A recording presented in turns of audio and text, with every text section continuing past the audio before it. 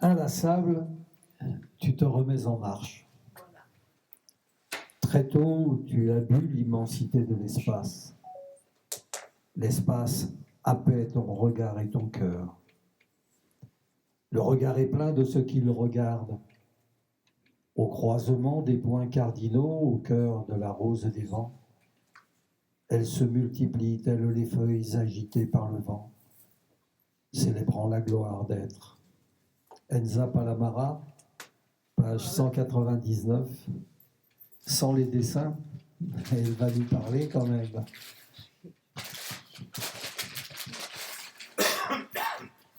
Je suis très heureuse de vous retrouver. C'est la troisième fois qu'Alain...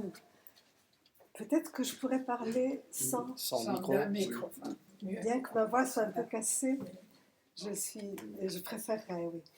Oui, donc merci beaucoup Alain et très heureuse de revoir des visages connus déjà et des nouveaux visages. Oui, en fait, je ne vous lirai pas de poème moi-même parce que bien que étant, si vous voulez, étant née dans la poésie, ayant vécu constamment dans la poésie, je ne voulais pas écrire. J'enseignais et l'enseignement me comblait. C'était un bonheur infini de transmettre la beauté. Mais il se trouve que la poésie m'a visitée 2 fois, de façon très très forte. Une fois quand j'étais toute petite, puisque dans ma famille italienne, dans un tout petit village de l'Italie du Sud, les gens étaient des gens modestes, mais ils savaient des poèmes par cœur. Et les soirées se passaient à réciter des poèmes. C'est ainsi que j'ai su Dante par cœur avant de savoir lire. Et donc, première visite, mais vraiment une visitation au sens mystique du terme, de la poésie. Je suis née dans cette langue qui n'était pas la langue maternelle, puisqu'on parlait un dialecte que je n'aimais pas. Mais c'était cette langue sublime à laquelle mes parents rendaient hommage. Et voilà donc première naissance, oui, à la poésie. Et voilà qu'à l'âge de 12 ans, j'arrive en France, à Nice. Je ne savais pas un mot de français. Et il est vrai que la première année, on ne s'est pas occupé de moi. Mais il y avait 2 heures de musique par semaine. Et alors, le français, comment l'ai-je appris ? Par le chant, par la musique et des chants absolument merveilleux, dont l'hymne à la nuit de Rameau. Voilà, l'hymne à la nuit de Rameau a été mon entrée en poésie française, si vous voulez. Cette musique merveilleuse de la langue française, je l'ai connue comme ça, par hasard, dans ce cours de musique, qui est un cours un petit peu à part. Bien, donc la poésie, je l'ai aimée constamment, je pense qu'elle fait partie totalement de ma vie, mais le travail dont je vais vous parler le plus rapidement possible, bien sûr, je ne sais pas Alain combien de temps j'ai. 4 minutes. Ah oui. Vous m'aviez dit. Je vais aller très vite, oui. Non, il n'y a pas de problème. Oui, ce travail, comment est-il né ? Un travail immense, puisqu'il a commencé en 1992. Il se trouve que j'ai été très gravement malade, et pendant 2 nuits, j'ai vécu dans un monde sans frontières. Passé et présent, mort et vie se confondaient. Une porosité absolue reliait le tout. Et voilà que je revivais chaque instant, chaque seconde de ma vie, et je me disais, mais je dois l'écrire. Bien sûr, j'étais entre la vie et la mort, je ne pouvais rien faire. Et cette maladie a entraîné une très très longue convalescence, et je ne pouvais absolument rien faire, je ne pouvais surtout pas lire. Une amie peintre m'a donné un conseil extraordinaire. Elle m'a dit, mais tu n'as qu'à dessiner de la main gauche. Dessiner de la main gauche. Elle me dit, tu fais des gribouillages et tu verras. Et voilà, et c'est cette grâce dont je vais vous parler. Cette grâce que j'ai reçue alors que je vivais vraiment un drame terrible. Et donc, ce mot grâce est important en ce moment pour nous. Je le prononce vraiment avec, en connaissance de cause. Donc, pour aller plus vite, le plus vite possible, il y a quelques jours, je tombe sur cette phrase de Michel-Ange. J'ai vu un ange dans la matière et j'ai seulement ciselé pour l'en libérer. Mais cette phrase, elle m'a bouleversée parce que c'est comme si elle me donnait la clé de tout mon cheminement. C'était ce très très long cheminement, chemin de longue attente, chemin de longue étude, avais-je donné comme titre à mon travail. Eh bien voilà, la matière, et je n'ai fait que, avec la main gauche, fixer ce qui m'apparaissait.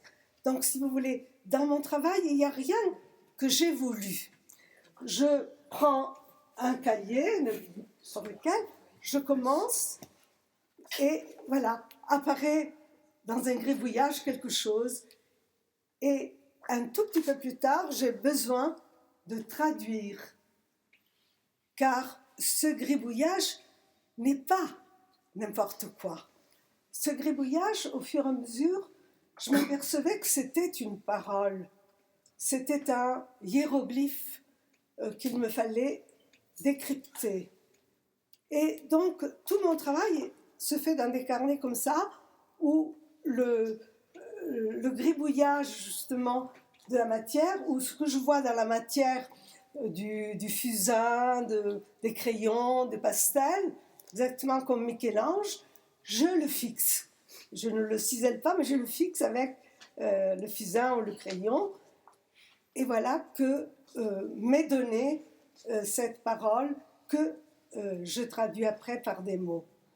Et curieusement, en faisant ceci, vers le milieu, quelquefois vers la fin du cahier, le titre apparaît et je m'aperçois avec étonnement d'une cohérence incroyable.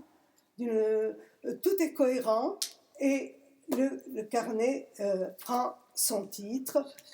Ainsi, celui-ci, c'est l'eau fraîche qui coule du lac de Mnémosyne. Car dans ce cahier, j'ai beaucoup de souvenirs, justement. Voilà. Donc, vous voyez, vision. Mon travail, c'est une vision qui m'est donnée sans que je fasse, sans que j'intervienne, sans que ma volonté intervienne. C'est véritablement, comme le dit merveilleusement Michel-Ange, j'ai vu un ange dans la matière, j'ai seulement ciselé pour l'en libérer. Et alors, j'aimerais évoquer 2 points, si j'ai le temps. Donc, oui, libérer. Je vous parlerai de cette libération, mais ce qui est important, c'est que tout ce travail, en fait, il y a une centaine de carnets comme ça, bien sûr, tout ce travail est un chemin, est un immense chemin que je n'ai pas choisi, qui m'amène de hasard en hasard, justement, des chemins qui tantôt m'amènent dans mon pays natal, tantôt dans des pays rêvés, tantôt dans des pays connus. C'est des personnages et des paysages qui se présentent à moi. Tout un univers dont je m'aperçois que mon âme, qui est errante, qui erre, qui est la pèlerine en quelque sorte, mon âme voit ces paysages et essaie de comprendre ce qu'ils signifient, essaie de le rattacher à ces fameuses nuits vécues dans une dimension qui n'est plus la dimension de tous les jours, bien sûr, qui n'est plus la dimension normale. Et voilà que les visages du vivant, tous ces infinis visages se sont présentés à moi et je me suis sentie véritablement citoyenne du monde, fille de la terre. C'est la terre entière qui a été ma patrie à partir de ce travail. Je n'appartenais plus à mes rochers originels, j'appartenais à tous les paysages qui sont venus me visiter et qui ont fait qu'il s'est créé à moi un véritable univers qui est apparu petit à petit dans mes dessins. Et dans ces dessins où je n'ai que visage et paysage. Donc c'est des chemins infinis, chemins de longue étude, car c'est une étude au sens très fort du terme que j'ai eu à vivre. Et il reste un mot, bien sûr, Michel-Ange dit pour l'en libérer. Il fallait libérer cet ange qu'il avait aperçu dans la matière. Et il est vrai que ce que j'ai moi-même fait ce travail de libération. Et je rends grâce justement à tout ce qui m'a permis de le faire. Voilà, c'est vraiment... tous les jours, je rends grâce à cela, car je crois que ça a donné un sens profond au chemin de ma vie.